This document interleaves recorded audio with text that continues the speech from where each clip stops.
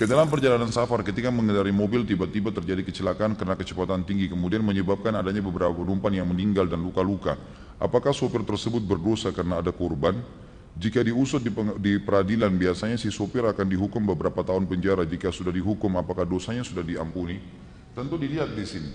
Dia cepat itu memang cepat yang normal, biasa, nggak ada masalah, terus terjadi kecelakaan, ban tiba-tiba meledak, ya, rusak, dan seterusnya, itu lain, itu nggak ada dosa. Tapi kalau dia maksudkan, memang dia maksudkan, dia sengaja melakukan, kan dia tahu niatnya.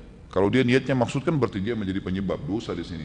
Ada yang mati, ada yang luka, ya dia berdosa, pastinya begitu, pastinya begitu. Kalau ada orang sudah dihukum di dunia karena perbuatannya, tetap kita kembali kepada hukum syar'i. Hukum syar'i menjelaskan kepada kita ada dua jenis dosa. Ada dosa yang berhubungan dengan Allah saja, zina, tidak sholat, tidak puasa, tidak haji, antara dia dengan Allah. Dia taubat sama Allah, Allah terima, sudah selesai. Tapi ada dosa yang berhubungan dengan haknya manusia. Ini harus taubat kepada Allah dan mengembalikan haknya si manusia tadi.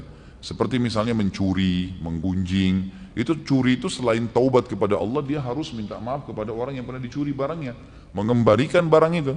Nanti ada bab dosa besar mencuri, itu akan kita panjang lebar bahas insya Allah. Maka di sini dia harus lihat, kalau dia memang sengaja ugal-ugalan bawa mobil, balap-balapan, akhirnya dia lihat ada orang yang saingin di sebelahnya, kemudian dia ikut-ikutan balap, padahal dia menumpang, banyak penumpang yang sana, dia terus kecelakaannya, dia berdosa. Ada yang terbunuh, ya dia penyebabnya. Sama kasus tadi sudah kita berikan contoh-contohnya. Itu berarti dia dapat dosa di situ. Masalah dia dihukum di sini, dia dihukum penjara, apakah sudah lepas hukumnya di akhirat? Tentu tidak. Secara akhirat tidak lepas, karena untuk melepaskan diri di akhirat dia harus minta maaf sama keluarga-keluarga orang yang terbunuh ini. Di antaranya dalam Islam dia harus bayar denda.